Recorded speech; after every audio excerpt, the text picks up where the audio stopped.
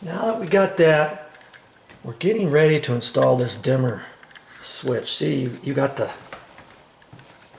on and off here. This is on and off, and then here's your dimmer switch. If you want it high, you leave it up, on, off, and if you want it dimmed, you can dim it down. If you always want it in the dimmer location, you say, okay, that's perfect right there. You don't have to mess with that ever again. You just turn it on and off there, okay? Now some dimmers don't necessarily have this bottom thing. Maybe it's just a slide, and when it's down almost all the way, you push it just a little bit more and it kind of clicks into the off position. Some people, they think, okay, it's off, and they have it like that, and the lights are still dim a little bit, and you always got power to your light if you don't click that into the bottom position if you have that type of dimmer switch. They also have dimmers where maybe you turn it on and off here. Instead of having this slide, they might have a paddle on, off, kind of like this one, let's say. Let's say there's an on, off, and instead of having the slide, well, it's going to end up going that way. But if you ever have a question, there should be a top and bottom of the writing you can see straight up and not upside down. You know, because usually that's going to be upside down. Okay, so, but other dimmers, you might have an on-off, and the little dimmer slide might be some small little thing on the side where you have to take your thumb and slide it up and down on the side. It just kind of depends what you see at the store and how you're going to do that. Now let's look at the wiring on this. Let's see this here. We're going to look at that, and it's already got wires on it, doesn't it?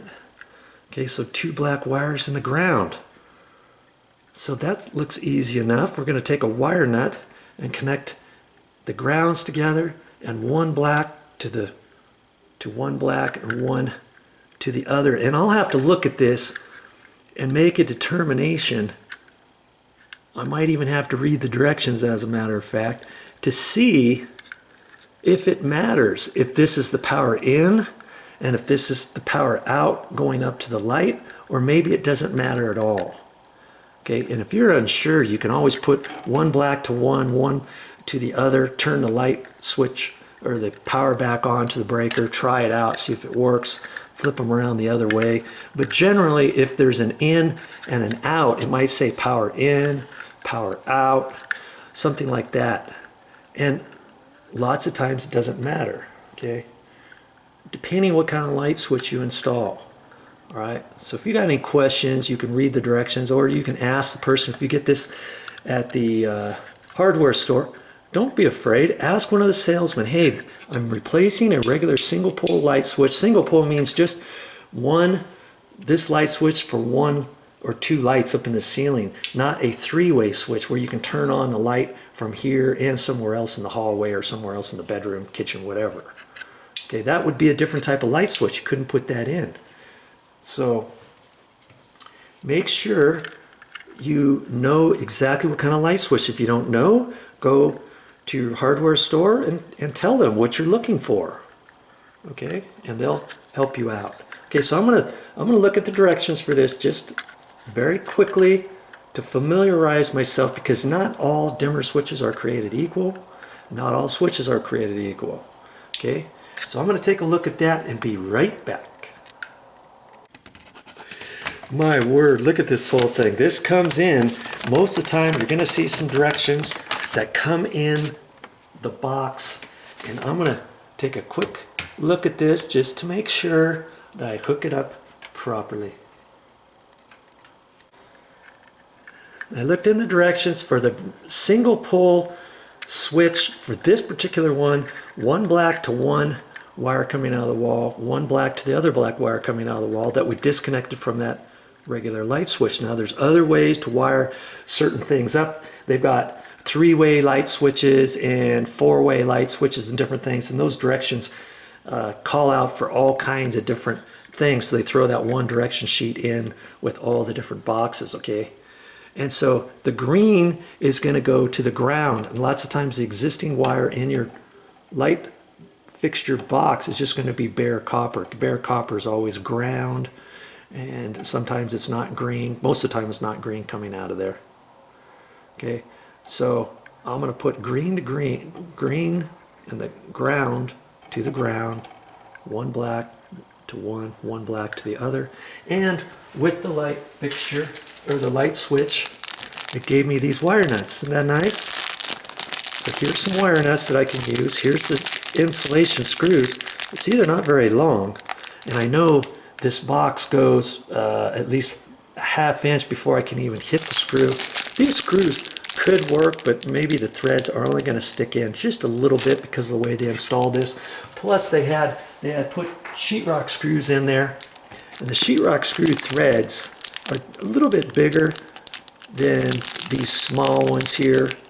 And I'm going to end up using these sheetrock screws to reinstall it. But I'll save these two mounting screws for something else. Don't throw them away. Just keep them. Okay? So I'm going to get ready for that and tell you what the next step is. What is the next step? What would you think the next step is? Just put the wire nuts on? Well, almost, but I have to take this copper wire, the ground, I have to undo the little hook at the bottom. Okay, I can just take some pliers and do that, kind of straighten that out, make sure it's straight enough to get the wire nut on there. Now, I could have chopped this off with some wire cutters if I didn't want to undo that. I've got some wire cutters here. This is what I use. I carry these around my nail bag all the time. Okay. You can use different ones, and then you could snip that off if you want. If you don't have any of these, what if you just had some pliers? These pliers, did you know you could cut wire with these? See this little section right here? Right there, we'll cut a wire. And I'm going to show you that right now. I don't really have to cut this, but I'm going to cut it anyways, just to show you that it will cut. Snip. See there? It cut it off, didn't it? Right there. So I could use those for cutters if I wanted. Maybe you will learn nothing else but that on this video. And if so, count yourself lucky. You just learned something new. Okay. Now, I'm ready for the next step. Okay, do you have an idea what the next step is? Now, see, sometimes you got different wire nuts for different things. They could have given us some orange wire nuts, and the orange wire nuts is one size smaller than these. They could have gotten away with that. I'm not quite sure why they gave us the yellows, but I'm gonna try to use the yellows. And I look at the ends of the wires that were coming out and see how long it's sticking out. It's only sticking out maybe 5/8 of an inch or so. And so when I put the wire nut on, it's going to go beyond the black, and that's what I want. But look at this here. This is what they had. They were already pre-stripped. Okay. See how long that comes out? See how that is much longer than that? So if I put this wire nut on and I tighten it up, it just barely covers the black. And I like to make these about the same length as the other wires. And I'll usually make it about that length, which, I don't know, 1/2 inch to 5/8 of an inch or so. And the one, let's just see what's on here, just for kicks. That's a good 3/4 of an inch. And the ones coming out of the wall are about a 1/2 inch or so. Okay. Now the ground wire, I could leave that long because there's no sheathing on it. But I'm going to cut that too, so when the wire comes through there, I don't have any of that. I don't know why. I don't really have to do that on the screen, but I'm gonna. I guess we'll just snip off the end, and then on both blacks, I'm going to cut off about 1/8 of an inch or so, maybe a little more. It doesn't take me very long to do this. Is there anything I've showed you so far you think you can't do? Absolutely not. See? That's about the right length. I like that. Okay. So now we're ready for the next step, right?